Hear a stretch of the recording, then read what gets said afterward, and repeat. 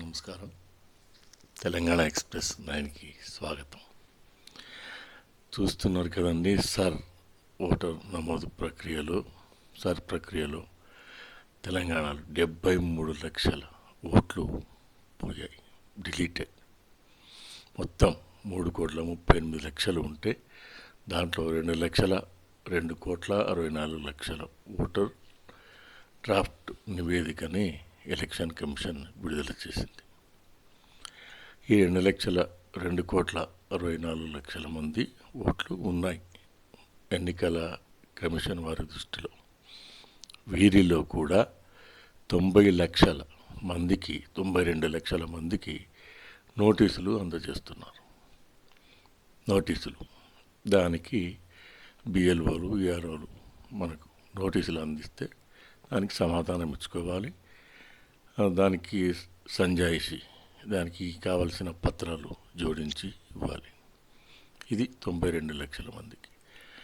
ఈ 3,38,00,000లో ఈ 92 లక్షల మందికి నోటీసులు ఇస్తారు. 2,64,00,000 మందిలో ఈ 92 లక్షల మంది కాగా పూర్తిగా లిస్టులో లేని వాళ్ళు 73 లక్షల మంది ఓటర్లు.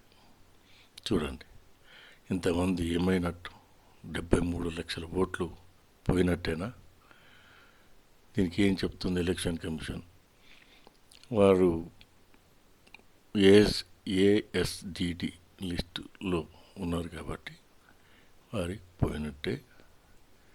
కాకపోతే ఫామ్ 6 ఫిలప్ చేసి, లేదు మేము ఉన్నాం అని చూపించుకోవడానికి ఫామ్ 6 ఫిలప్ చేసి దానికి కావాల్సిన వారు ఏది అడిగితే ఆ పత్రాలు ఇస్తే డెఫినెట్గా మేము వాళ్ళకి కల్పిస్తాం. కానీ ఆ 73 లక్షల మందిలో ఏమయ్యారు, ఎక్కడికి వెళ్ళారు? 45 లక్షల మంది అడ్రస్లు మారి ఉన్నాయంట. అంటే వారు వేరే చోట నమోదు చేసుకున్నారా, లేకపోతే ఈ అడ్రస్ను పూర్తిగా వదిలేశారా తెలియదు. అట్లా 45 లక్షల మంది ఓటర్లు. తర్వాత 11 లక్షల మంది కనిపించకుండా, నాట్ ట్రేస్డ్, అంటే వాళ్ళు కనిపించకుండా పోయారు. ఇంట్లో లాక్ ఉండడము, ఇంట్లో లేకపోవడము, ఈ బిఎల్ఓలు పోయినప్పుడు వారు లేకపోవడము, ఇలా జరిగింది. సో అలాగా 11 లక్షల మంది. మిగతా 9 లక్షల పైన ఓటర్లు చనిపోయారంట. అంటే లిస్టులో లేరు, చనిపోయారు, డెడ్. ఇంకా 6 లక్షల మంది వేరే చోటకు మార్చుకున్నారు ఓట్లు. ఇక్కడ ఉన్న వాళ్ళ ఓట్లని వాళ్ళ సొంత ప్లేసులకు వారు ఎక్కడైతే ఉంటున్నారో వారు అక్కడికి మార్చుకున్నారు. ఇది ఈ 73 లక్షల మందిలో తొలగించబడిన ఓటర్ల వారి వివరాలు. ఇది మన ఎలక్షన్ కమిషన్ ఈ ప్రక్రియలో గుర్తించింది. ఇది కాకుండా ఇది పోయినాయి 3,38,00,000లో ఈ 73 లక్షలు పోయిన వారి ఇవి కారణాలు. ఇవి కాకుండా ఈ 92 లక్షల ఓటర్లలో దాంట్లో 60 లక్షల మంది అనామలీస్, అంటే పేర్లు, అడ్రస్లు, పేరులో లెటర్సు, అక్షరాలు అలా ఏదో ఒక విధమైన అనుమానాస్పదంగానో సందేహాస్పదంగానో ఉన్నాయి.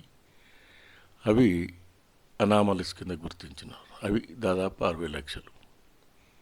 వారిప్పుడు మళ్ళీ నోటీసులు వస్తాయి కాబట్టి ఆ పత్రాలు ఇచ్చి, సంజాయిషి ఇచ్చి, డిక్లరేషన్ ఇచ్చి అవి సరి చూసుకోవాలి. అది కాకుండా ఈ 32 లక్షల మంది అన్మ్యాప్డ్ అంటే 2002కు ఇప్పుడు మొన్న ఈసారి ప్రక్రియ జరిగినప్పటికీ ఆ వివరాలు సరిగా పొందుపరచని వాళ్ళు, ఇవ్వని వాళ్ళు అన్నమాట.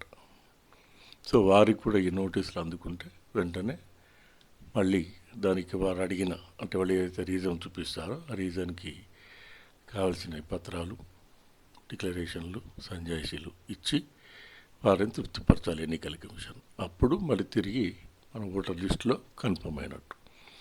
ఈ నోటీసులు రాని వాళ్ళు ఈ 92 లక్షల మంది, 2,64,00,000 ఈ 92 లక్షల మంది పోగా మిగిలిన వారు మాత్రమే దాదాపు 1,70,00,000 ఇప్పుడు మన తెలంగాణలో ఓటర్ల లిస్టు వారు మొన్న విడుదల చేసిన డ్రాఫ్ట్ ప్రకారం. ఇది మన తెలంగాణ ఓటర్ల ప్రజెంట్ పరిస్థితి. సర్ ప్రక్రియ కొనసాగుతుంది. సో ఇప్పుడు ఈ నోటీసులు అందిన వారు కానీ, లేదా 73 లక్షలు లేదు ఉన్నాము అని చెప్పుకోవాలి అనుకున్నవారు కానీ, ఈ సెప్టెంబర్ 16 వరకు మనకు సమయం ఉంది. అప్పటిలోపు ఇవన్నీ వారికి అందజేసి వారిని అనుమానాలను నివృత్తి చేసుకోవాలి. ఫామ్ 6 కూడా ఫిలప్ చేసుకొని ఇస్తే అప్పుడు లిస్టులో ఎక్కిస్తామని ఎలక్షన్ కమిషనర్ తెలియజేశారు. ఇది తెలంగాణ సర్ ప్రక్రియ జరుగుతున్న విధానం.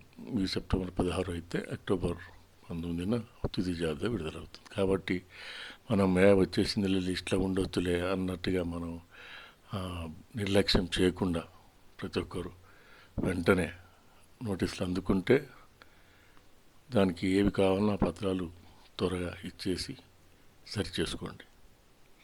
లేకపోతే ఓటు పోయే ప్రమాదం ఉంది.